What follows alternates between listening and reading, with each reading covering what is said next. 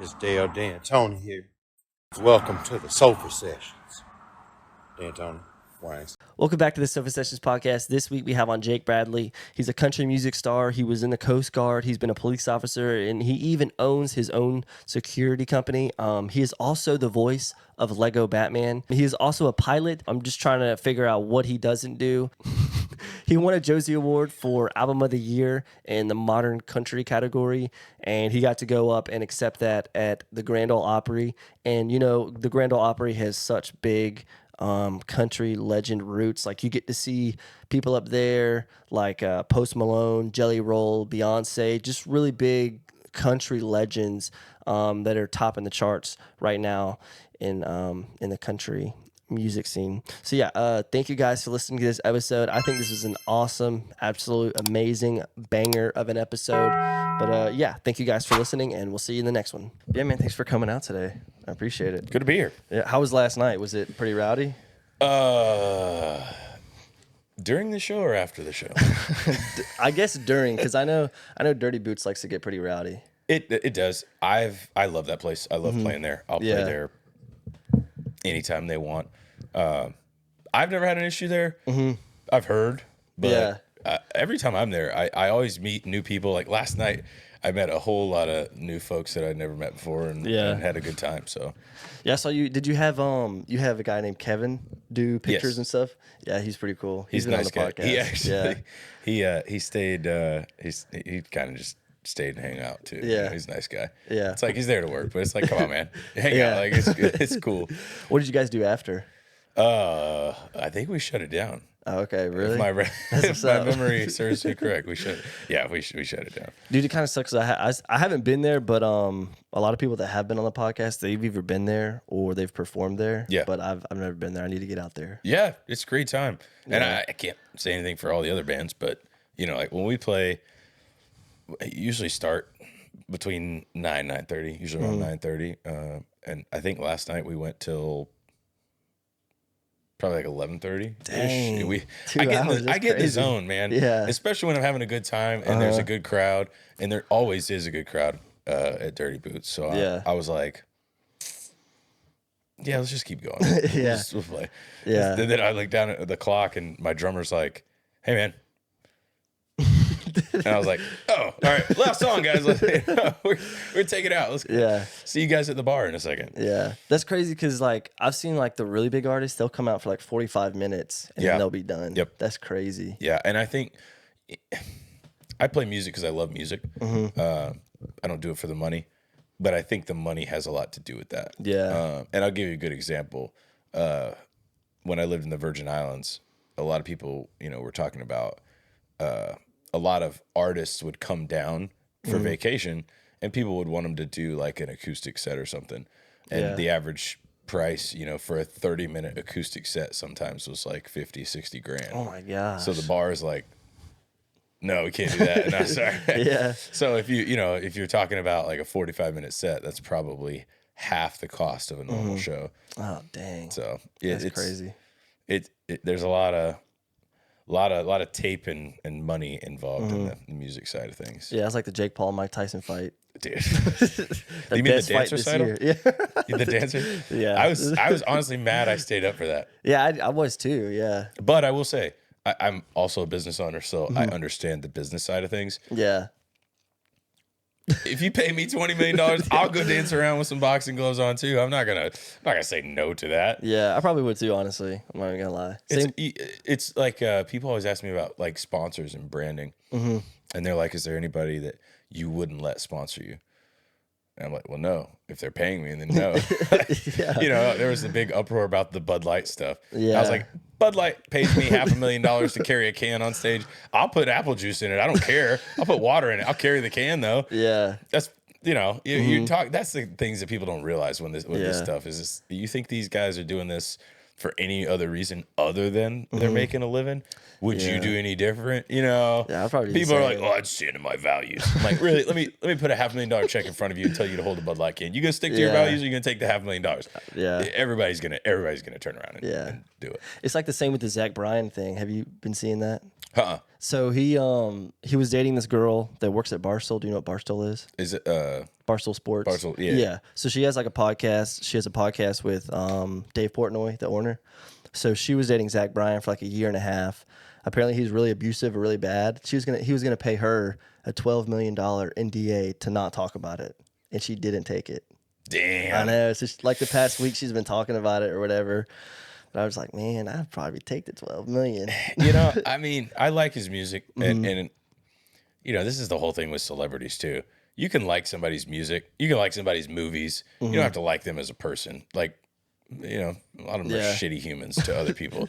My dislike with Zach Bryan is I'm a cop, and the videos that came out of him getting arrested because he was just absolutely being a douchebag to the cops. Yeah.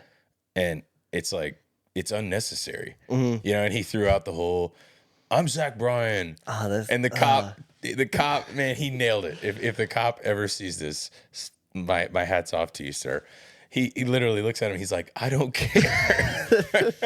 He said, get away from my traffic stop or you're going to jail. And he didn't. And he honestly, I don't know if he just thought his status was going to keep him in the clear, but he went to jail. He took the ride. Yeah. Dang, that's crazy.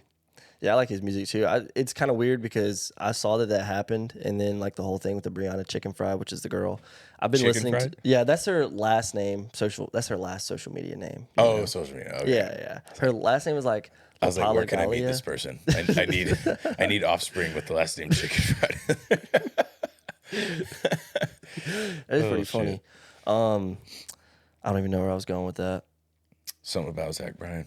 Oh yeah, I've been listening to his music more.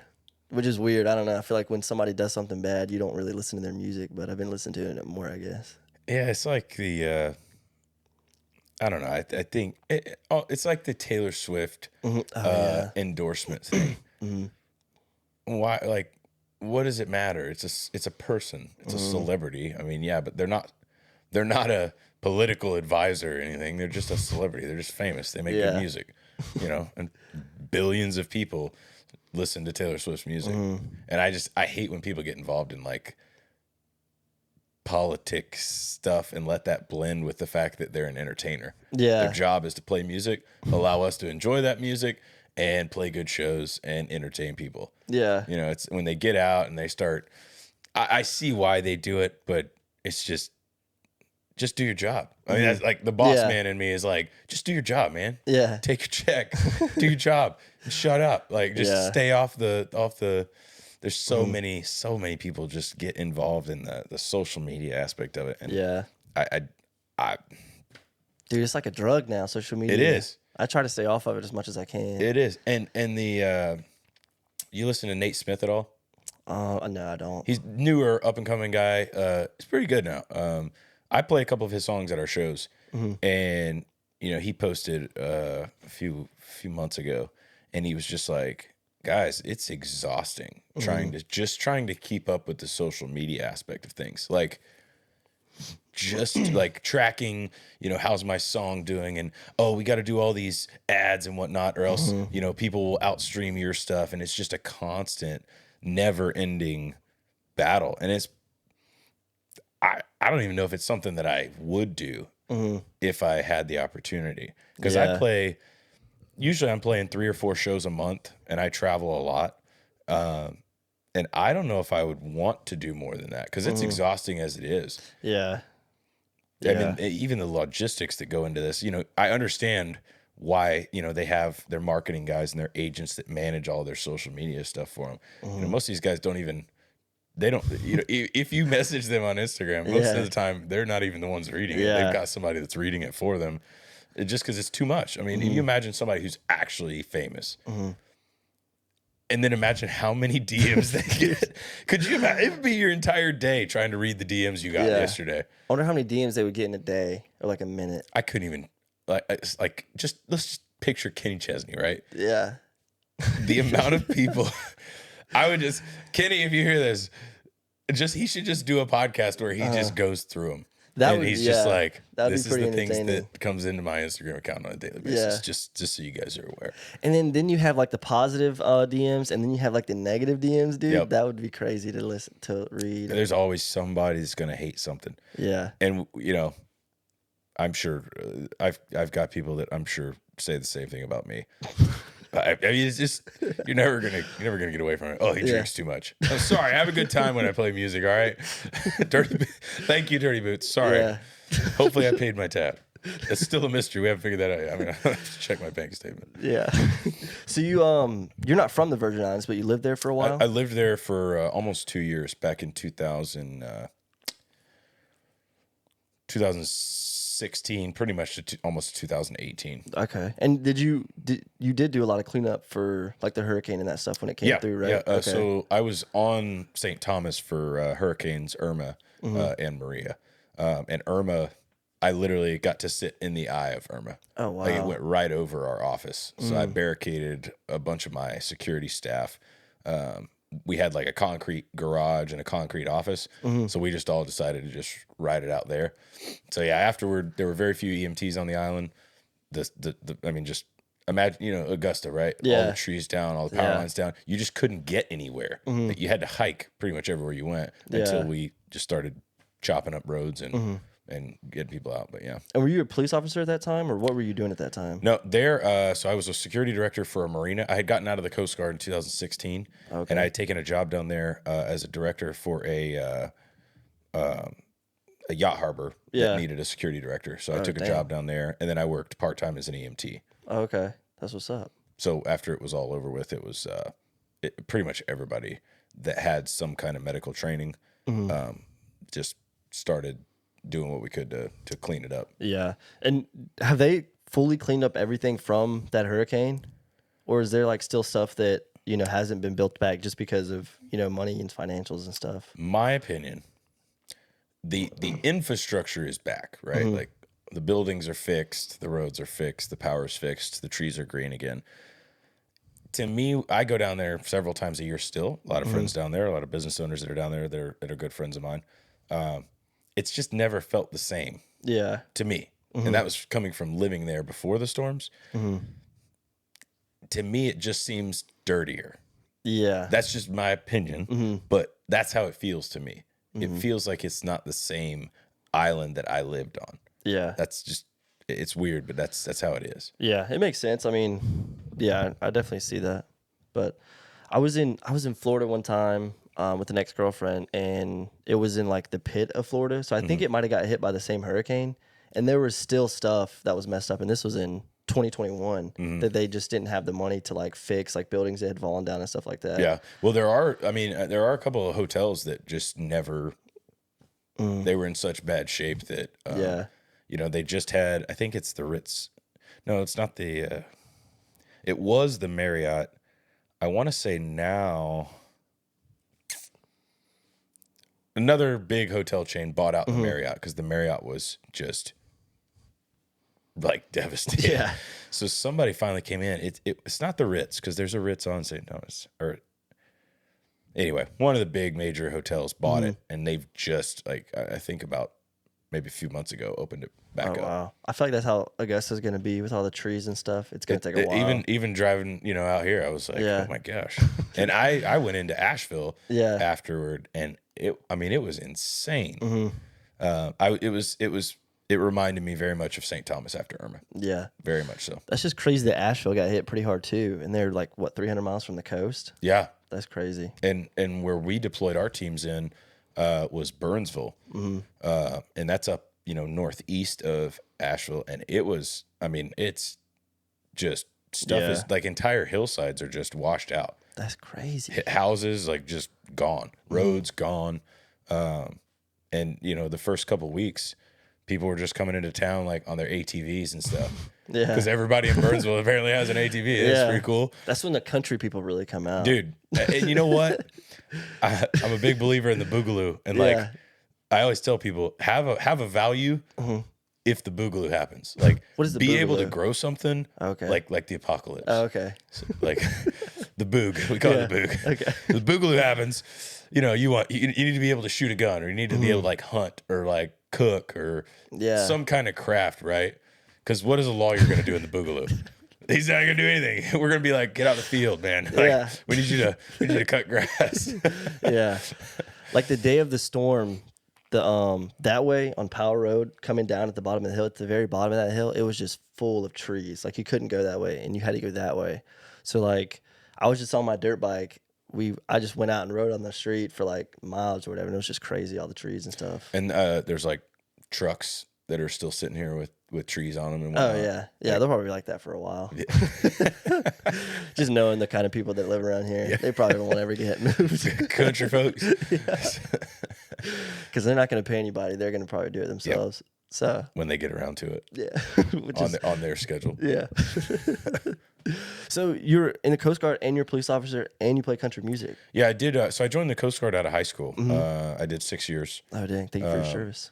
Appreciate it. It was good. It really was. And last night we got to celebrate with some Marine Corps friends of mine.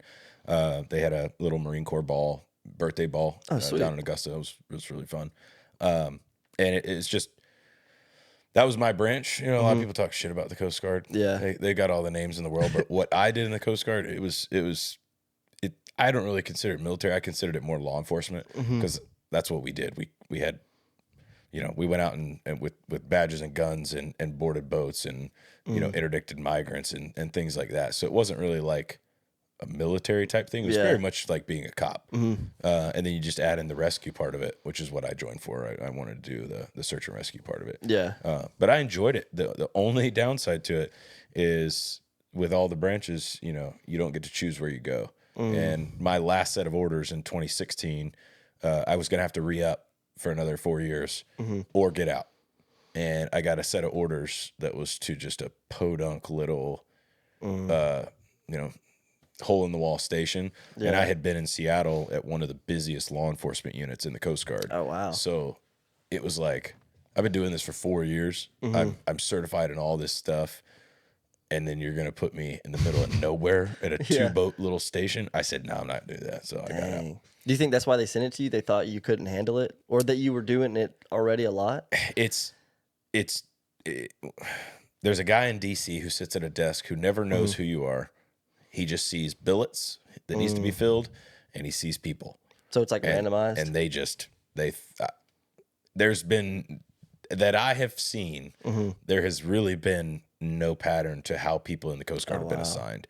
Now, some people, if they have a higher priority, sometimes they'll get one of their picks. You know, you put in a dream sheet of what you would like. Yeah. I've never known anybody that got something that they wanted. I haven't, other than the guys that were overseas. Because when you come back from being overseas, you get first pick. Like you get to pick anywhere you want to go. Oh wow. Other than that, I've never seen any of my friends get anything they wanted. Yeah. Ever. Actually, never, not a single one. That's not a single crazy. one. It's horrible. But if they had let me keep my job that I had, I probably wouldn't have gotten out. It would have changed my whole life because I probably would still be in, and I'd probably still be doing the same grunt stuff that I was doing, driving boats, and it was great. Dang. So you'd be driving boats out there? Yeah. Oh, yeah. wow. I was a boat captain for 2 different boats. So I'd take a crew of, on the smaller boats, I'd take a crew of 3, bigger boats, crew 4 or 5. Okay. And yeah, we'd go out and do the Lord's work. Dang. What did y'all do out there? So the Seattle unit, it was a tactical law enforcement unit. So our job was primarily the safety of ships, like primarily like nuclear submarines. Yeah. So when they come in and out of port, I won't go into all the details about it, but there's a lot of things that have to be shut down in order for that submarine to go in and out of port, especially in Washington. Yeah. Because the shoreline is so close. So, you know, you've got boat ramps, you got bridges, you got marinas, and all this stuff has to be secured by law enforcement before these subs can transit. So that's our primary mission. Oh, dang. Then in every Coast Guard unit, search and rescue if something happens. And I had a couple really good cases while I was there, rescue wise, and then yeah, it was good. That's what's up. Were you ever the guy that they're like maybe 30 feet above the water, and did you ever get to jump in from like the helicopter? I got to jump in from a helicopter, but the actual jobs, those are the aviation side of things. Oh, okay. So I was boat forces side of things. So there's 2. If you go aviation, you only do aviation. If you go boats, you don't really mix and mingle. The time that I got to do it was we have a little certification that allows you to play the dummy for them when they're training. So I got to do that a couple times. So did you do like any gainers off the helicopter? Or was it just like a straight dive? They would never let you again. They would even the swimmers would never. They'd never get to do it again. Dang. If they did something crazy. Maybe They'd like be a like, cannonball okay, or something. all right, man. It's just a government helicopter. You're just out goofing around with it. I'd probably do that, and they would probably, I don't know, they'd probably arrest me or something. I don't know. They'd probably just write you up. That's what the military loves, write-ups. Really? Yeah, they love it. Small They love stuff. paperwork. Yeah. Really? Love paperwork. And that's not to go on a tangent about the military, but that's just very rampant in the military is people that have gotten rank just because they're we call them dinosaurs, because they've just been there so long that they eventually they're like, okay, we got to rank you up. Yeah. I saw a lot of that. And there's just, I was more certified.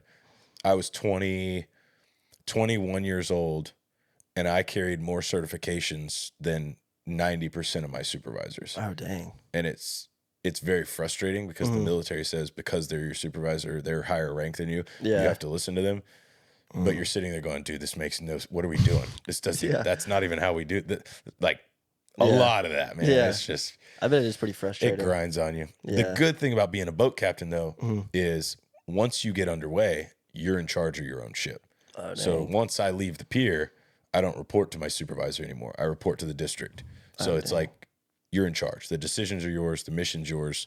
You get, your instructions on what to do, but how you complete it is very much up to you. Oh, dang. That's pretty cool. So I liked it. It. It was very and you think back, it's like 21 years old, and I was in charge of a $3 million ship with a 50 caliber machine gun on the front of it. Crazy. Yeah. Where would you do that? Anywhere other than the military? I don't know. I got buddies that were tank commanders when they were 22. Dang, that's crazy. It's like they're driving a Bradley fighting vehicle in Iraq, and they're 22 years old. It's insane. But the military just does that. It's if you have the motivation to get the certifications, that's one of the good things about it. And I was very motivated to get the captain certification. And once I got it, I just expanded from there. Got instructor certifications. And so at 23 years old, I was teaching younger, we call them coxswains, they're boat captains, but I was teaching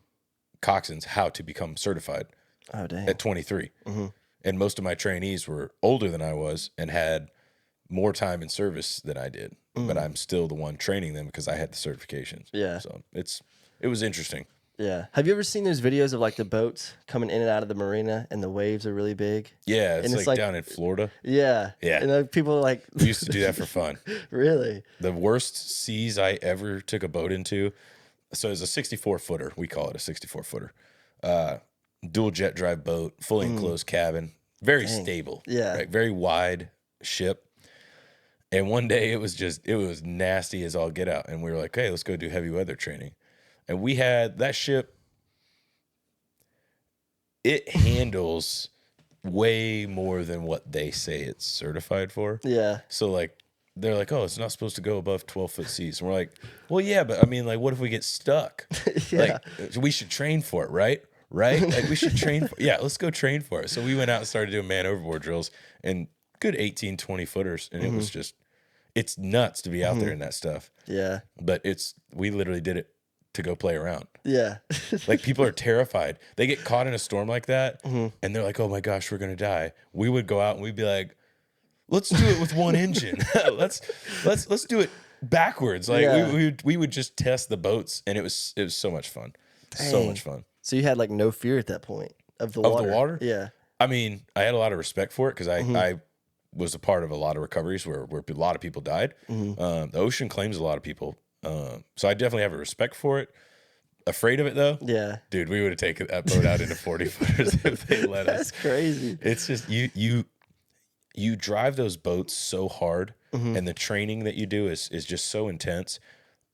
You're confident in the ship because you know its capabilities, and you're confident in your crew because you run with them every day. And everybody's trained. This, Coast Guard's very much the shining white knight of standardization, where you could take somebody from Florida, pair them up with a crew in Seattle, and we speak the exact same language. Dang. You know, and that's like with Katrina and some of the bigger hurricanes, this Helene that just came through Milton.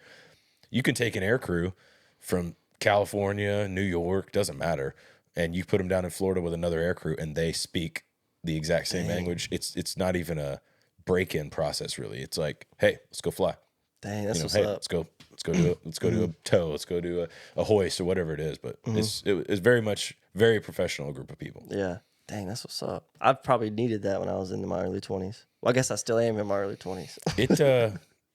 I recommend it for everybody. I mean, especially if you don't know what you want. If you know what you want to do, go do what you want to do. But if you don't know what you want to do, the Coast Guard, you're gonna come out of it with so many skill sets for the civilian sector.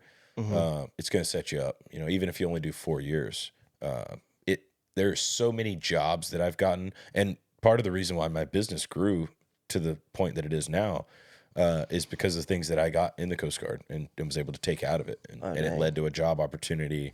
And then that job opportunity led to something else, you know? So it's very much, and the other thing too is everybody talks shit because Coast Guard's Homeland Security and they're not Department of Defense. But the nice thing about that is you're getting DHS certifications. So largely your certifications you get in the Coast Guard will transfer out. Oh, dang. Whereas the other branches, you get out and you still have to go get the civilian equivalent. You know, so like when you graduate the Federal Police Academy, you've graduated a Federal Police Academy, and most states recognize that for law enforcement. So you know, it's just things like that you start to appreciate when you get out of the Coast Guard. You're like, oh my gosh, I have this already. Yeah. Like, oh, I'm a lateral hire now instead of a new hire. You get more pay. You go to a shorter academy. You know, it's there's some perks. Dang, that does sound way better than all the other branches. I mean, I would argue yes. Yeah. So did you start music when you were in the Coast Guard, or was it way before that? Way before that. I actually did. I don't think I touched my guitar maybe 4 or 5 times while I was in the Coast Guard. I really dialed back away from it because I was on a ship initially. Can't take a guitar on the ship. We had a community guitar that stayed on the ship, but it was a piece of shit. You know, we would just put music on as opposed to listening to that banjo type thing. But I started in church. Growing up, the cool kids were all in the praise band, right? So I had to be a cool kid. That's all. I was like, I got to learn how to play guitar because those are the cool kids. I want to be a cool kid. And I self-taught. I never took lessons. And I can't read actual music, like sheet music. But if you play a song right now, I could listen to it twice and I could pick up a guitar and I could play it. Yeah. That's how my dad is. Now I taught myself drums. I can play bass, drums, a little bit of keys. Yeah. But I've pretty much just stuck to guitar. That's how my dad is. He plays the mandolin though. Oh, okay. Yeah. I can dabble with a mandolin. Yeah. I know a few chords, but yeah, I don't think he can read it, but he's telling me if I were to play a song, he could sit there and figure it out what tone or whatever they're playing it in. So that's pretty cool. And I'm by no means the guys that play shows with me. They live in Nashville. They're all pros. They do their own stuff on the side, but they're like they can just put anything together. We throw anything. Somebody throws a request up at us. I could just turn around and be like, "Hey, we're gonna do this song. It's in this key. Hang with me." Dang. And they're like, "Yep, we got it. Yeah, go ahead, do it." And then they won't miss a note. Really, it's awesome. So I'm by no means on the spectrum of musician. Yeah, there's always a bigger fish. There are way bigger fish on the musician scale. Yeah. So are those the same guys you play every show with, or is it kind of rotating? So Ben, my drummer, he's been with me for a long time. I want to say 6 years, 7 years. Okay. So he's the same every time. I rotate bass player, guitar players between like maybe 3 guys. Play those, and it's just depending on their availability. Yeah. Nobody can play full time with me because I don't have full time gigs because I work for a living. So music is a side hustle. Yeah. It's for fun. It's enjoyment. Yeah. Those guys do it professionally. So sometimes they're not available, so I'll have to rotate through. Okay. So do you like coming to Augusta? I love it. Yeah. Is it one of your favorite cities? As far as the bar or as far as Augusta? Both. I don't know. I found some good brunch in Augusta. Dirty Boots is awesome. It's an awesome venue to play at. It really is. Good crowd, good staff. That's another thing people like take into consideration when they're playing shows. Some places you go, they will treat you like absolute shit. Really? Like they're like, you're a piece of shit musician. Just get on the stage, play for 3 hours. Don't take a break. Don't breathe. Don't blink. Like they don't let you breathe up there. There's been some similar like type things of just, and Dirty Boots doesn't do that. They're like, just play music, have a good time. We'll take care of you. All that good stuff. But Augusta, yeah, I haven't ventured out. I've landed at the airport. I like. You actually have 2 airports here. There's Daniel Field and then there's Augusta Regional. I landed at Augusta Regional for the first time yesterday. That was super, super nice. Yeah, you fly planes, right? Yeah. Oh, dang. I've never been on a plane. But the Daniel Field's nice, too. It's in the northern part of Augusta. Yeah. A little bit smaller airport, easier to get in and out of with a small plane, but no rental cars. So I needed a rental car this weekend. So, oh, dang. But it's a good city. I'm really isolated to the downtown part of it. So on the downtown side, I like it. Lots of places to eat, good food. I found just about every type of food I could possibly find. Yeah. Down there. And the riverfront's really good. I always stay down on the riverfront area. So okay. Yeah. I don't really go down to downtown Augusta too much. I kind of just stay home. I don't really do anything. Because I don't like drink or anything. So like I don't really have any reason to go downtown. It's very smart. Yeah. I get told that a lot. You'll be on time. Yeah. You'll be on time a lot more than those of us who partake in such beverages. Yeah. Yeah, it's always weird. I'll tell people that like drink heavily. You know, I'm not saying you drink heavily or anything, but like people that do drink heavily, they're like, "Oh, that's always good." And I'm like, "Yeah, maybe you should take a page. You know, maybe you should." And it's that stupid, like touching the stove. Yeah. It's basic 101. You know it's gonna burn you. Yeah. You know tomorrow is gonna suck. And then your homies are like, but. And you're like, oh, okay, why not? Yeah. And then you wake up and you're like, but no, I will say this. One of the things I do is I don't keep alcohol in my house. Oh, that's probably like at my home. Yeah. So there may be some alcohol there, but it's like I don't drink it. It's for like taking to go places, go out on the boat or something like that. Like I don't come home and drink. Like I don't come home and crack a beer or have a glass of wine. Like I don't do that for a reason. It's just, you know, I've had a lot of friends that struggled with that kind of stuff. So for me, it's never been a struggle for me. It's always just been, you know, hanging out with people and doing stuff. But that's one of the ways that I stay that way is I just don't. It's almost same thing with candy. Yeah. Candy's not allowed in my house, man. Dang. Because if it's there, I will eat it. Yeah. And if the alcohol's there, I probably will drink it. I'm going to get pissed off. I'm going to get out of, 3 hours worth of conference calls and I'm going to be like, it's there. It looked at me first. Why not? It looked at me. Yeah, exactly. So yeah, that's how I sustain it. I think I'm really addicted to caffeine. Very much so. That's very, that's hard. Also to put a good down. drug. Yeah, that's very good legal hard drug. to put down. Coffee is being in Seattle, man. Coffee is life. Yeah. I will drive an extra 20 minutes to get a good cup of coffee. Really? Luckily though, so I'm just north of Ludowici, Georgia, and this lady just opened up this coffee shop in Ludowici, and the coffee she uses is actually shipped from Seattle. Oh wow! It's the same brand I used to drink in Seattle. And when she opened up, I said, in Ludowici, Georgia, the population's like 2,000 people. Dang. And here she is, right on the side of the highway, right off Georgia 23. I was like, yes. Maybe it was meant for you. There is a God. Yeah. He blessed me today. I did something right that week because that sign came up and I was like, okay, all right. That is crazy. But yeah, you went to the Grand Ole Opry and you won a Josie Award. Is that correct? So we won last year. This year, we didn't put out any music this year. We're putting out music this next year.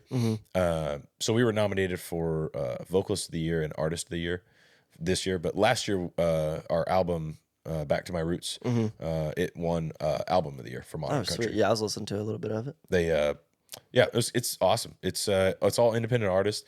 So they, the nominations come out I think they come out like June. And then, they do it at the Opry and That's It's a what's big up. event. Yeah. Is that like fans go in Anybody and vote can for go. you? Yeah, Oh, okay. anybody that buys a ticket can go. Oh, okay. So it's a mix. I would say there are a lot of artists there, Yeah. which is nice. You get to hang out, meet new people, networking, all that kind of stuff. But there's quite a few people that are just supporters. Yeah. And then is there like a voting committee for that, or like who votes on that? That is on an excellent kind of question. stuff? Yeah. I don't know. I had no idea how I got nominated the first time. Really? Someone sent me an Instagram message and were like, "Congrats on the nomination." This was like 3 years ago, I think, was my first nomination. We had put it in a song in Growing Up Country as singles, and we got nominated for Single of the Year or something. I think Single of the Year. That's crazy. They wouldn't email you and say that you're nominated. No, That's weird. not the first time. Somebody messaged me and they're like, "Congrats on the nomination," and I was like, "For what?" They're like, "A Josie Music Award." I said, "Well, what's that?" It's the same boat everybody else was. What is that? Yeah. So it's nice though, and it, I love a good reason to get dressed up. It's fun. Yeah.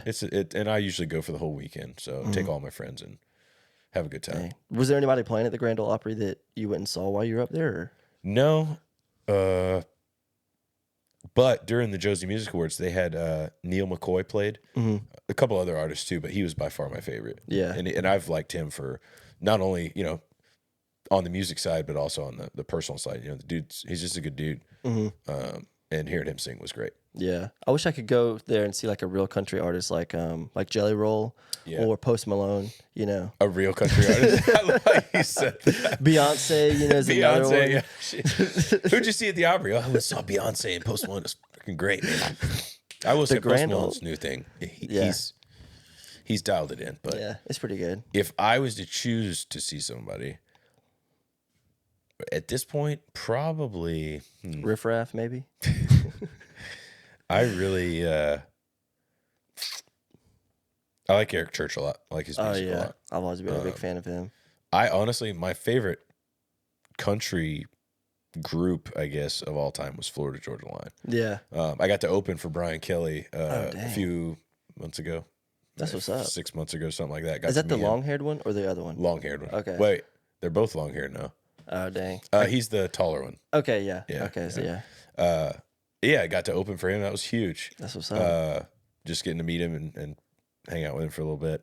Yeah, but yeah, Florida Georgia Line was like when they broke up. I was like, no.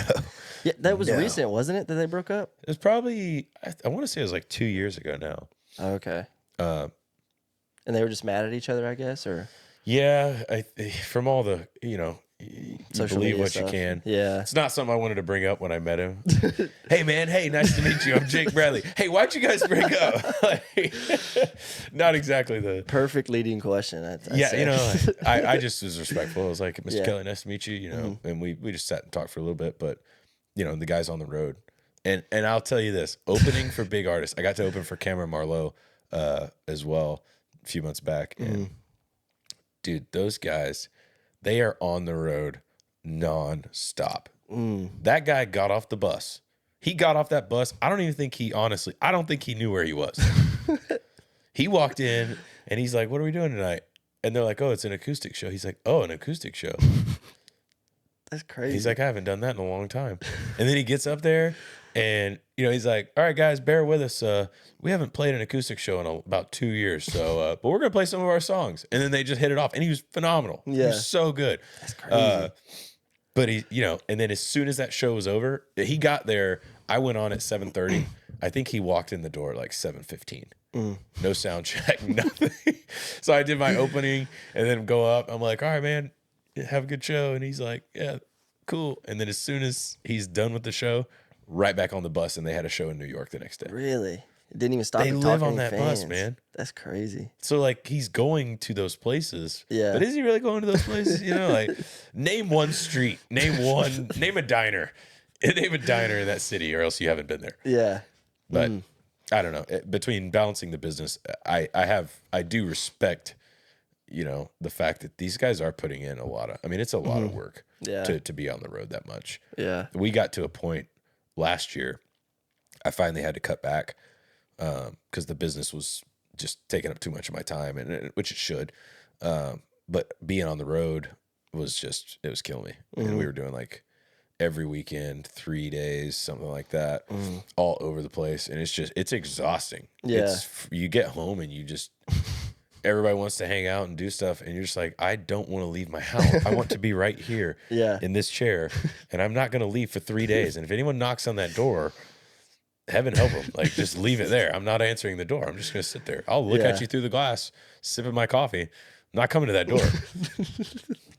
It's just the way it is, you know. And if I hats off to them. Do you think that's why a lot of rock stars would do drugs because to keep up? Yes, absolutely. It's dude. There's and to be hyped. Like, you know, if me and you have an off day, right? We're just maybe I'm a little more chill. Like if I'm working for the police department, let's say I had a bad night the night before, right? I'm not really feeling motivated. Then I'll just kind of drive around, sip my coffee, talk to people, wave at people, but I don't really like go try to get into any trouble. I won't go stop cars in the ghetto. Yeah. You know, like not doing any traffic stops. I'll run my calls, but you know, kind of relax. If you're a musician, it doesn't matter that you had a bad day. These people paid tickets to come see your show, and you better put on a good show. Yeah. So 100% I can see why they do it. Dang, you got to stay hyped all the time. Every Yeah. show, you got to engage with the crowd. Every show. And even though, you know, this crowd last night was this way, well, guess what? These guys weren't there. Like, it's a completely new crowd who's seeing you sometimes for the first time. Yeah, I could 100% see it. Yeah. So you don't think that I would be able to use caffeine forever? Like I would have to step it up maybe? I mean, I have, but I also space out my shows for a reason. I know my limits. I know when I start to get burnt out. And caffeine's always done it for me. But you know, I've also always been a cop, so Yeah. it's like there were no other options. Yeah. It's like drink caffeine. Anything else, you lose your career. Yeah. Okay, yeah, I'll stick to caffeine. That'd be great. Yeah. So how do you feel about like pop artists coming into country? I mean, okay. I think that's one of the great things about country music. That's why I like country music. And I listen to all kinds of things. I played a Goo Goo Dolls song last night at my show. It's my favorite song, Iris. And everybody sang their freaking hearts out because it's like everybody relates to that song. It's a good song. Such a good song. But me personally, I don't care. Yeah. Like if you want to come make a country album, it's no different than, you know, these country guys that go all LA and start playing these Like Hardy well or no, Upchurch. No, Upchurch isn't even more LA. like Thomas Rhett. He started out very, very country and then he changed into the pop world. And it's like nobody says anything about that. Yeah. Or you know, Taylor Swift too. Oh yeah, dude, Obviously nobody says anything about that. I miss country Taylor Swift. So it's like, why can we allow them to go to the other side, but not allow them to come back? Like, oh no, you're bad. You're on the other side. No. Yeah. I think it's great. And to be honest, I've listened to like one song off Beyonce's album, and it was the Texas Hold'em. Yeah. Not a bad song.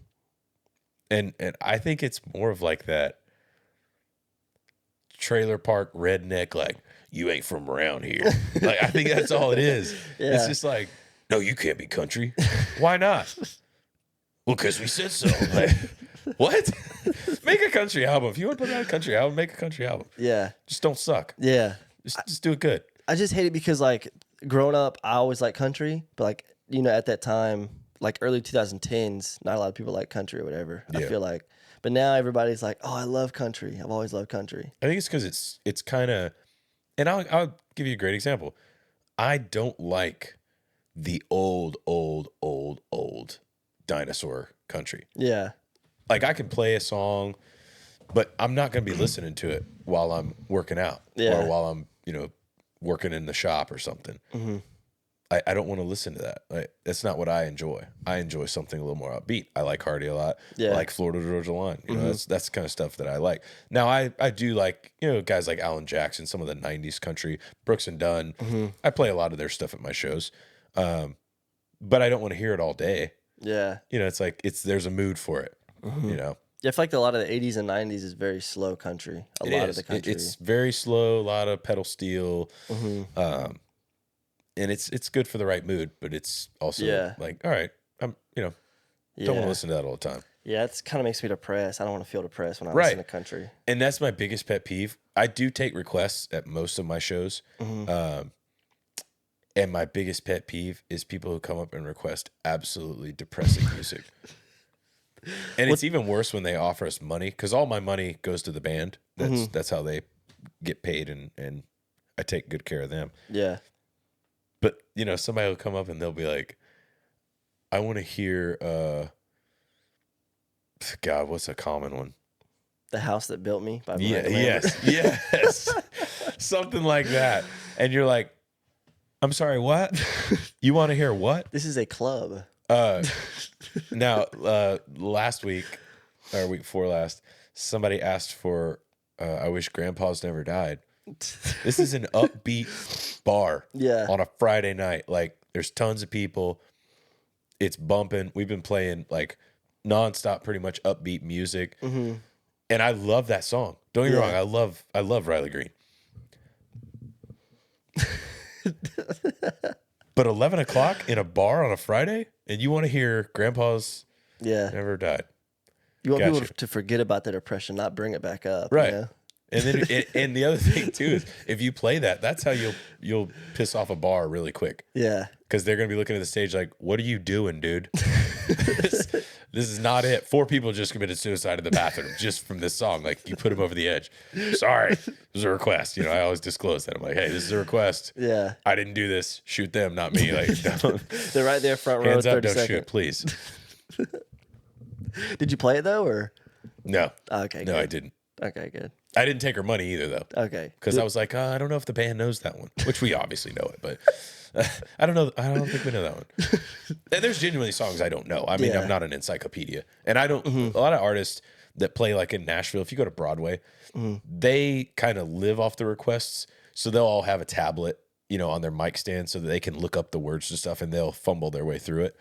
I don't have a tablet. Like, anything that I play, I'm playing from memory, like words wise and everything. Yeah. So if I say I don't know the song, I genuinely don't know the song. But, you know, there's sometimes where it's a vibe check thing. It's like, I don't know if the band's ever played that one, which is true. I didn't lie. Yeah. I don't think the band had ever played that one. They could have, though. They're professionals.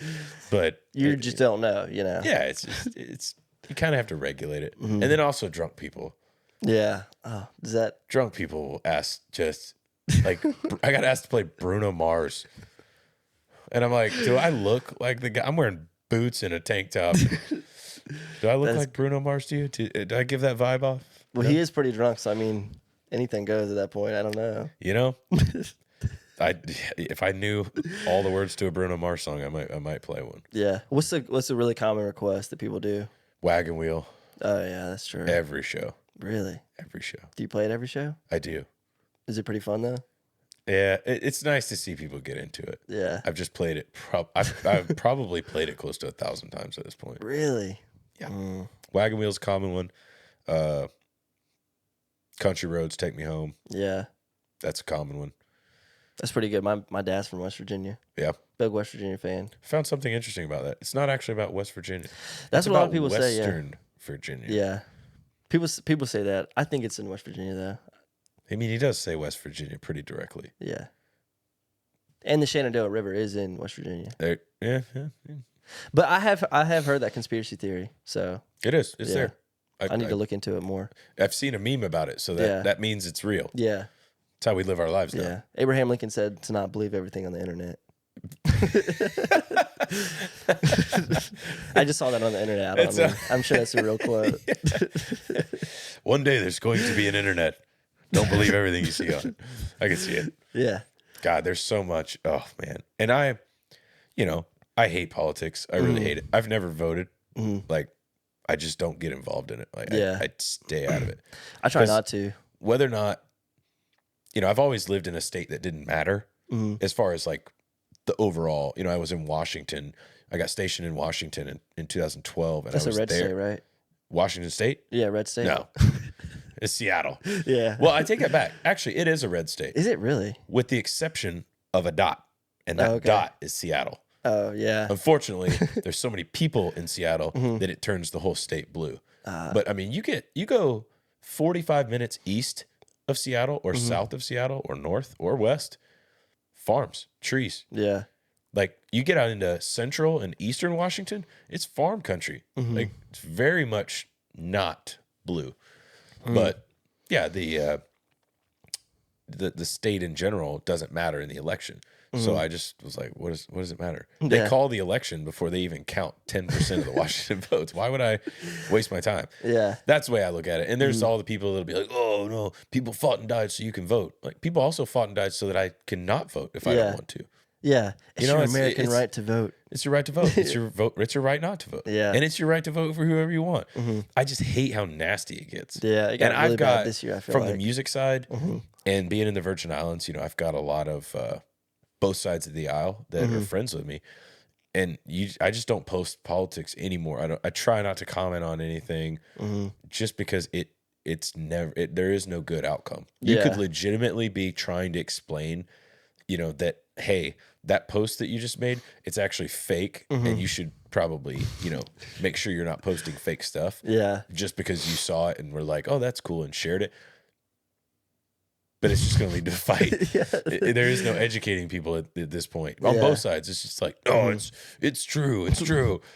How do you know that? Because of Facebook. No, you don't know. No, you don't know. It's not true. You don't know. You have no idea. Yeah. No idea. I feel like this election got pretty bad. It's Dividing nasty. wise, yeah. Man. It's just dirty. And the only politics I might ever go into would be like running for sheriff. I would do that at the right time, not now. But that would be one political office I would consider. Yeah. Anything else, dude, no way. No way. And Trey Gowdy, probably my favorite politician of all time was Trey Gowdy out of South Carolina. And he didn't run for re-election. And he was a rock house. Like the dude was awesome. And he was just like, it's too nasty. Yeah, I bet. He said, I have values, and he said, this place is dirty, it's nasty, it's backstabbing nonstop. And he said, I want nothing to do with it. I'm gonna go back and prosecute criminals in South Carolina. And that's what he did. Yeah. He's like, I'm out. Which I respect. Yeah. I do. I'm sad that he's not there, but you know. Yeah. I've never voted either. I'm not even registered. Me either. Yeah. I don't want them having that. I mean, like the government couldn't find me. It's always that funny thing. Like, Yeah. Oh, I don't use bank accounts because I don't want the government to know where I am. Yes. Do you file taxes every year? Well, yeah. The government knows where you are, buddy. Yeah. My Stop grandparents making me write checks. Please. My grandparents won't use auto pay because they're scared Yep. that they'll get They'll hack me. That's you know? China. China's coming for me if I get. Even though if I- somehow you save money on auto pay.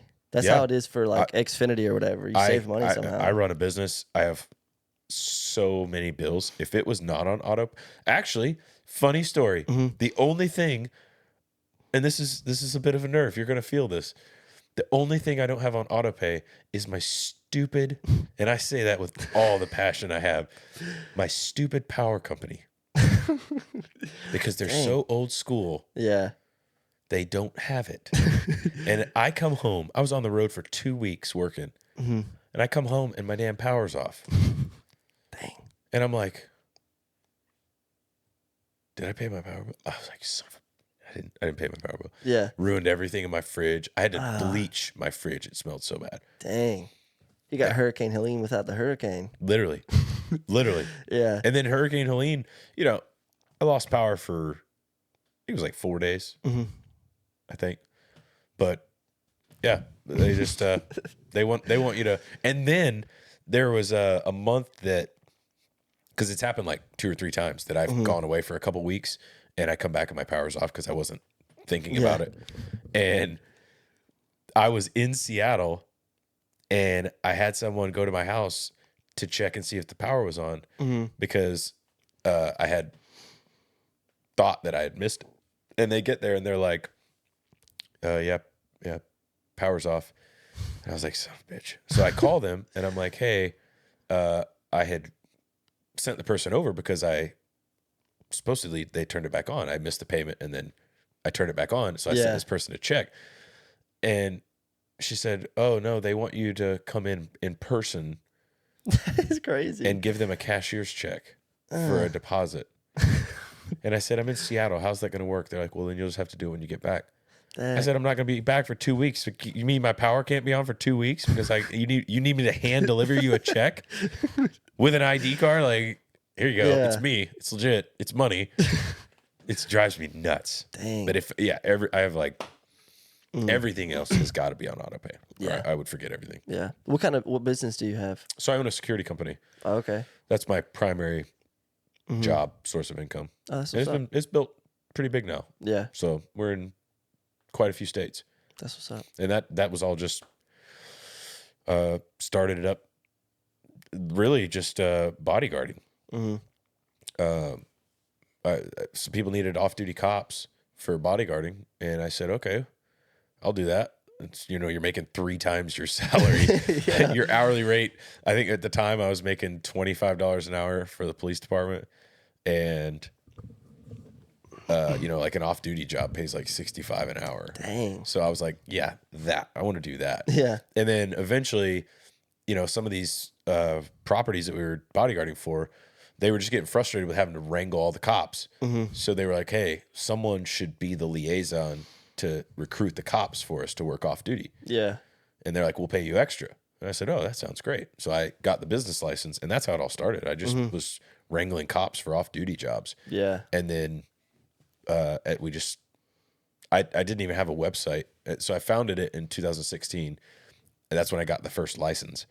But I didn't really plan on using it until I kept getting phone calls. I kept getting emails, and it just kept growing and growing and growing. It was word of mouth. Yeah. And I think when I had 4 full-time employees, I took a look at the numbers, and I was losing a drastic amount of money by staying full-time as a cop. And so I quit and went full-time for myself. And when I did that, it just, once you're working for yourself and actually investing all of your time into your business, Yeah.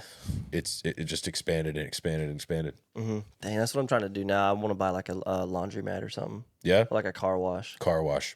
Yeah. Instant money. One of those ones you just drive up and then, swipe your card and then you spray it down Literally yourself. All you have to pay for is water and soap. Yeah. And it's just like a couple arches. I mean, it's probably not that many bricks, maybe 50 or so. Yeah. 50 bricks or whatever. Yep. Stack them up. It's, I tell people all the time,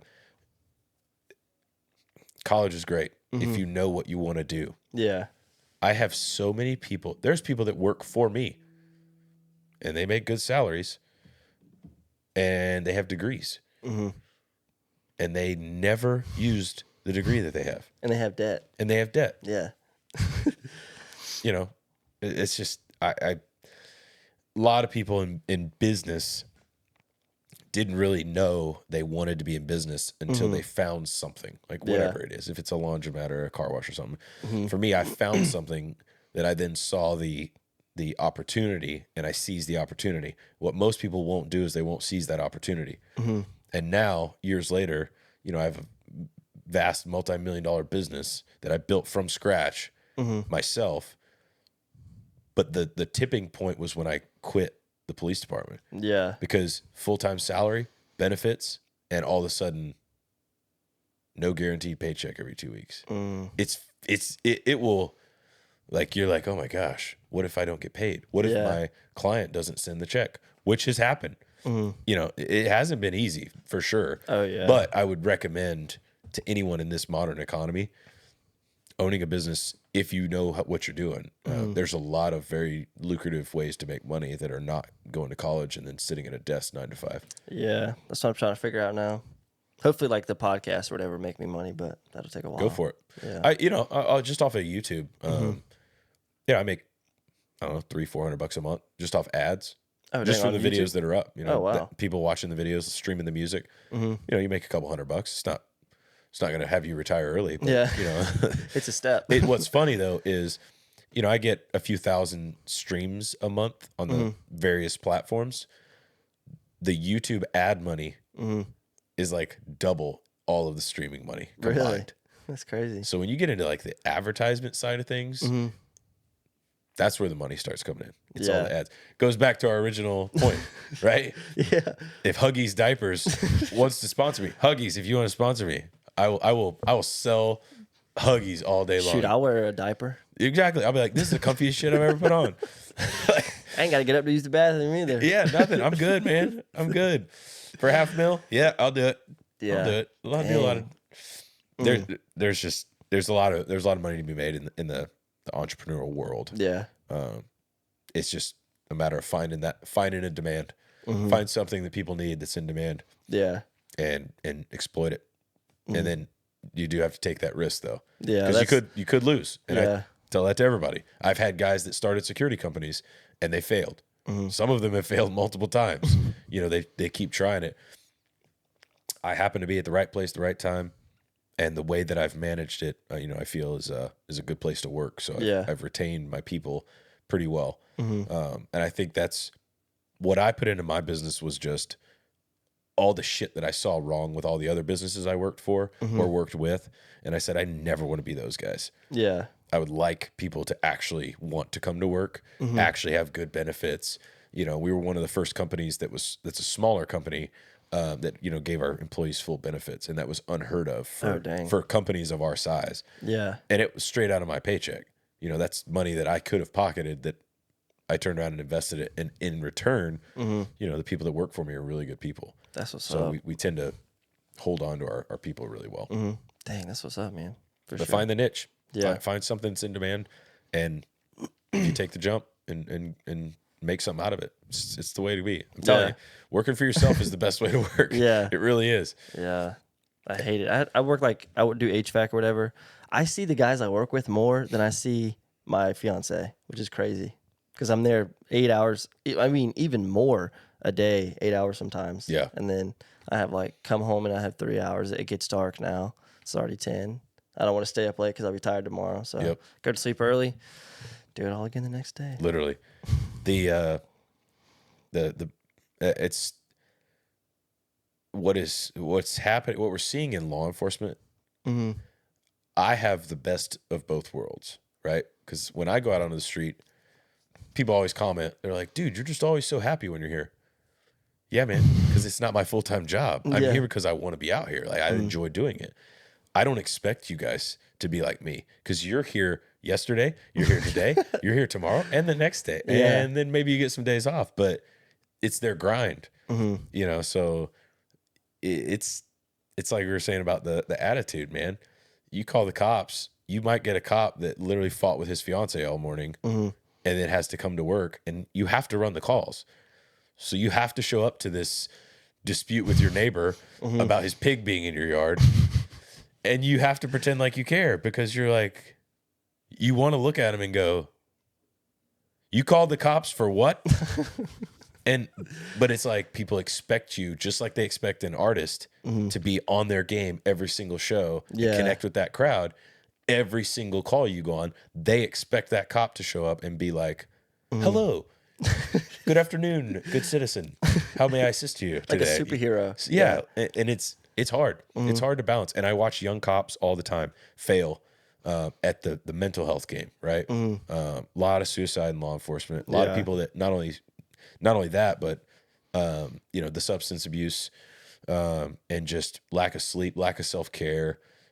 They just get into this zone where they're just getting berated every day, all day, and they can't snap out of it. So they either quit or sometimes they'll transfer, they'll just go somewhere else. But it's tough. It's tough. And I'm lucky that I get to do it when I want to. And there's some weeks last week I worked 3 12-hour shifts. And it's because I had the days open. I like doing it. There was a couple of festivals going on. Brunswick has a first Friday. Oh, yeah. So that, the whole downtown's shut down. I love doing that. Walk around, talk to people, make sure people don't get into fights. I mean, that's really all it is. And is that volunteer or you're getting paid for that? I get paid part-time. Okay. Technically. Yeah. If I remember to clock in. Yeah. There's many a days that I don't because I forget. It's not when I'm there. But it's easier for me because I get to enjoy the work more. Because I know if I need to take tomorrow off, then I just don't show up. Yeah. I don't have a set schedule. I just show up and work.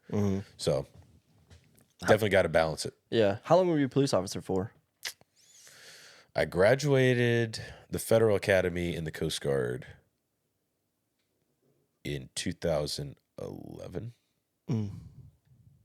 2011 or 2012. Yeah. That was in Charleston. That was FLETC Charleston, Okay. Federal Law Enforcement Training Center. So from 2012, 12 years going on. Okay. Dang. If it was 2011, I think it was 13. Mm. Coming up on it. Yeah. So you've seen a lot of crazy stuff, huh? A lot of crazy shit. Yeah. And still do. Yeah. It's like you're in this, once you get to the 10, 11 year mark, you're like, okay, I think I've seen everything. Nope. Yeah. Then the next call you run is going to be something just, what? What is happening here? Yeah. Why are you covered in shit in the middle of the road? Why are you here? What brought your life to this point that we're now interacting? And What's one of the crazy calls you've ran or things you've had to do? oh, jeez. Was the poop person in the road, was that real? Or? I don't do poop. I'll do puke. I don't do poop, man. Man, crazy stuff. I mean, just thinking over the years, everything from some of the worst homicides you've ever imagined to just some of the funniest, drunk interactions with people. There's a kid I interacted with. Do you know what Frat Beach is for Georgia, Florida weekend? I think I've heard of it. On Yeah. St. Simon's. It's where all the college kids come. Yeah. Dude. I had a guy. He's probably, I think he was 19 years old. Hammered. He's wearing I thought they were space pants. And my dispatcher started, and all my officers started dying laughing because I'm like, he's wearing no shirt and I think they're space pants. It was like, that's what I thought they were. Yeah. He's arguing with me. I'm like, hey, man, your nose is broken. He has a broken nose. He's bleeding everywhere. He was trying to open some lady's car door that he thought was his car. Blue Subaru in a pharmacy parking lot. And he's like, this is my car.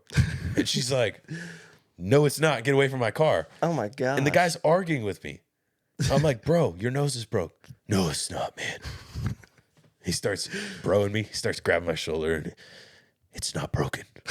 I'm like, it's broken. You're bleeding everywhere. And you're intoxicated. Yeah. He's like, no, I just want to go home. Where do you live? Douglas. How far away is that? Hours. Oh, my God. Hours and hours and hours. Okay. And he thought I was the St. Simon's police. He kept calling me the St. Simon's police. I'm like, buddy, you're in Brunswick. It's across the water. He's like, no, I'm not. I'm in St. Simon's. I was like, I'm wearing a Brunswick police uniform. You're in Brunswick, man. And he's like, no, man. He's like, we'll agree to disagree. What? Yeah. That kind of stuff it'll make your day. And then I had a guy, it's not funny, but it was kind of funny. We had a shooting call and the suspect was fleeing, and I start checking the area and I'm looking for this guy, and sure as shit, here he comes. He pops out and I get up on him and I get him on the ground, and as I get up to him, I realize he's hammered. He's just hammered. And I come up to him and his eyes start drifting away from each other. And I'm trying to talk to him. I'm like, hey buddy, you got any weapons on you? He's like, no, man. And he looks up at me and his eye, I go, okay. And I start searching him. He's sitting like this. And he looks down, he's handcuffed, and he looks down at his toes and he goes, bruh. He's like, my toes are ugly as fuck. And he looks up at me, and it took everything I had. This is a serious situation. It's like, this is very serious. But in the moment, I was like, yeah, you need a pedicure, buddy. You do. I was like, okay, let's go. It's time to go. You're gonna take the ride. But it's just things like that. And then you can. Worst part of the job is you can go from that where you're kind of bullshitting, and then the next call he runs a homicide. Oh, damn. And it's again, you have to be on your game. You have to be, because one, for your safety, you let your guard down, you're not paying attention, you get schwacked, which so far I've avoided. Sweet. I like that. Yeah. I've avoided getting schwacked so far. Come close, but you got to be on your game. Like, you got people shooting, you got people running, you might get into a vehicle chase, fleeing suspect, and now you have to chase them. Doesn't matter that your fiance was just, bitching you out on the phone because you didn't cut the grass. You got to chase this guy, like, and you have to make sure you don't kill anybody. You know, it's my hat's off to everybody that I work with. I work with a lot of great people. I work with some dirtbags. Really? Work with some dirtbags, but most of them, I'd say a good 95%, are just solid, genuine people who love getting out there and doing the Lord's work, as we call it. Do you get offended when people say cop? No. Okay. No. I was in 5th grade, and a lady said that the cop was a slur, so that's why I always said police officer. No. Okay. I don't consider it. So I'm sure in probably some parts of the country, it's probably like calling somebody something bad, but no, the cops are here. What's up, Kappa? Hey, how you doing? You know, I don't take any offense to it. Yeah. So do you get to keep a police car, or? So I work for a sheriff's office, and then I also work for the city of Brunswick. The sheriff's office, I have a take-home car because I'm on the not SWAT team. It's too small, so we call it an SRT team. So I'm a medic for the SRT team. So I have a take-home car. That's what's up. And I also work enough for them that it's worth it, because the car that I have is a Crown Vic. Okay. That's what's up. They were going to take it out of service, and I said, look, that is the most badass police car that has ever been put into existence. Yeah. We are not going to put that out of service. I'll take that as my take-home car. Dang. And so, you know, is it all black too, and has the big antennas in the back? No, it's white with the sheriff's office in Wayne is gold and white. Oh, okay, but that's what's up. It's so I get a take home for them, and then I have an assigned car for the police department in Brunswick. It stays there. Oh, okay, sweet. So do you have any music coming up or anything like that? Any shows? So we just finished recording 3 songs in Nashville. One is a remake of "Hold You Through the Storm," which is the very first song that I actually ever recorded. Yeah, with Big Swag. Yeah. How is he doing? Is he good? He's good. He's still big. Still big. He's still swaggy though? He's still swaggy, man. I talk to him every now and then. He's a good dude. Yeah. He's a musician, but he was one of my security guards in St. Thomas. That's how I know him. So you guys were just making raps, literally songs, we were sitting in my office that was flooded out after the storm, and we just lived there because my condo was completely destroyed. His house was completely destroyed. So we were camping. Like we camped in my office for months. Dang. Just because it had AC, it had a generator, and we just slept on the floors. So we're messing around one night, and we went up to the bar and grabbed a couple of bottles because we hadn't drank probably in a good at least a month or so, because nothing was open. Yeah. So, and we were working pretty much nonstop. So we finally went and grabbed a bottle of Cruisin' rum, and we start goofing off. And his buddy comes out, and his buddy is the name he goes by for recording stuff, social media, is Super Ace. He records, and he comes out and starts drinking with us.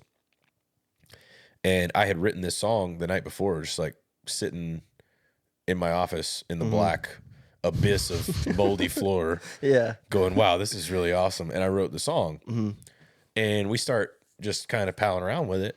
And the guy's like, hey, he's like, I got my laptop in the car. We could put this track down. And we did right there in my office conference room.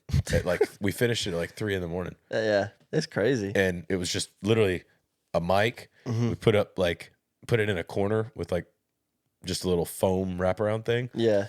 And that's how we recorded the first one. Dang. And we did some acoustic, and everything else was all synth. You know, he did it on his computer. So we remade that. Yeah. And now the new version is Nashville quality. It's very, very, and it's I can't wait to get it out, because it's I get to sit and listen to them after we're done with them, and it's like yes, this is good. This is good. And then we did 2 new songs. One is called All Right, and one's called Whiskey. So Hold You Through the Storm is going to come out on January 1st, and then March 1st will be All Right, and then I think probably June 1st we'll release Whiskey. Okay, sweet. Any albums or anything like that? No, making an album it's a lot. Yeah. So singles, you know, we did 3 singles in a day. A single, and that's not even a full day in the studio. That's like 4 hours in the studio with professional musicians, and we can put it together. Yeah. So it's albums are tough. Albums are tough. Yeah. Not only the songs, I write all my own stuff. So if I'm gonna write a song, it's going to be something that means something, Mm-hmm. or something that is from my life. So everything that I sing about is something that I interacted with at some point. Yeah. Including the song "Drinking with My Ex." Yeah. That was legit. I wrote a song because I was so sick of people getting mad that me and my ex were still hooking up. Mm-hmm. We were still attracted to each other. We broke Yeah. up for other reasons, but I was like, well, what's wrong with that? Like, because we'd be at the bars together, and our friends would just be like, why are you hanging out with her? Yeah. And her friends would be like, why are you hanging out with him? Because we're gonna hook up later, like, because we enjoy hanging out, like. And I was like, holy crap, that's a country song. Yeah. And we played it last night. It was just, it's fun. It's, you know, Yeah. it's like there's nothing wrong with it. This is kind of random, but have you ever seen the Lego Batman movie? Yes, I feel like you sound just like him, bro. I strive to be like a Batman at all times. At first, I was like, this is definitely the Lego Batman guy. Yeah. I do that all the time. Yeah. I love that movie.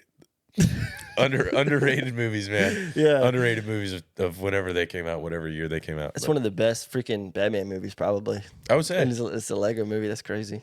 it's just it's my existence. Yeah. It's the Lego Batman. It really is. Like, don't want to do anything. Eat lobster all the time. You sound my just life. like him. It's my life. Shit. What about shows? You got some shows coming up too? Oh, Kind of farther away. I feel like we do. Mm-hmm. Let me think. Okay. This is the 11th, or no? This is not the 11th. I don't played even the know what day it is. 16th. Yeah. Dirty Boots. I think our next show is in December. I think we're going to Iowa. Oh, okay.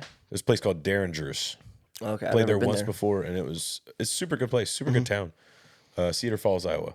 Okay. So we'll be there in December, and then that's it until end of February. Oh, sweet. I have to work a lot for my company in December timeframe. Yeah. My birthday's in January. So I kind of take a little break in the winter. Yeah. And then get back to it in March. Does the security go up because like malls and stuff, or like is it like a different kind of security? End of the year kind of stuff. A lot of our high net worth people that we protect, they travel a lot. So there's an uptick in that. The retail side of things, our uniform guys, Yeah. obviously, you know, they're everywhere during the holiday season. Crime goes up substantially during the holiday season. So Really? neighborhood patrols and things like that come up very, very, very common. A lot of events too that they want security for. So it's just a lot of that. And then all that piled onto it's the end of the year. So my job, you know, as the CEO, I'm making sure all of the end of the year documents are filed, all the payments are closed out, everything's ready to close out the year, and that it's just a massive amount of paperwork. So Yeah. it takes me a good couple of weeks to get everything squared away. So do you have like celebrity clients and stuff? Yeah. That you secure? What are some? Can you maybe drop some names? Yeah. Or, dang it. Yeah, NDAs, man. What about Riff Raff? You don't have Riff Raff on there? I can tell you one person, probably the funniest bodyguarding I ever did was for Blueface, Really? the rapper. I actually have a picture Blueface, in front of baby. my patrol car with Blueface. And we're just That is- sitting there like this, and that he's is throwing crazy. up something, but we're in front of a freaking cop car. Yeah. And I'm in full uniform. It wasn't like a concealed. He was like, Mm-hmm. no. He's like, I need the badges and guns out. He's like, I got some beef with some people in Seattle. And I was like, what? Are we Yeah. expecting a gunfight? He's like, you just never know. I'm like, his manager's like, you just never know. I was Yeah. like, and then maybe, you know, a year later, and he's charged in that gang shooting down in California. I was like, hey. I was like, I knew you win, Blueface, and I still listen to his music. I don't know why. It's just like, oh, this is my boy, Blueface. Yeah, you He's not my shoulda- boy. He bodyguard, you know, I bodyguarded for him one time, but You should looks like you're gonna have to guard him from Christian or whatever his girlfriend's name is. she was not in the picture at the time. Okay. His biggest threat was some gang that I guess crazy. he talked shit about them on social media, Mm-hmm. and they were like, okay, Blueface, we see you. You're coming to a show. So he hired like uniformed cops to be in all over that venue. Oh, And dang. then so me and my partner, we were assigned to him specifically. So everywhere he went, he had 2 cops behind him, Dang. which is hilarious, yeah. right? Yeah, a because they gang, say a gang member, a known like one of my favorite songs of his is "Respect My Crippin'." hey, that's why he backs the blue though, right? Hey, he does. And you know what? He was like, I was like, hey man, he was saying thank you, and he was super nice. I mean, very respectful guy. Seriously, he was not. He was one of those guys that stepped into the spotlight and became the rapper, right? Yeah. Like, and then as soon as he was off the stage, he goes back to being whatever, you know, whatever face, whatever blue face is on stage. I don't know. I don't know, just Yellow face, face, calm face, whatever is off the stage. But he came out, shook our hands. At the end of the night, he was like, "Thank you guys so much." He's like, "That was smooth, appreciate it." And you know, he's like, "Could I do anything for you guys?" I was like, "You care if we get a picture?" He's like, "Yeah, we're gonna take a picture."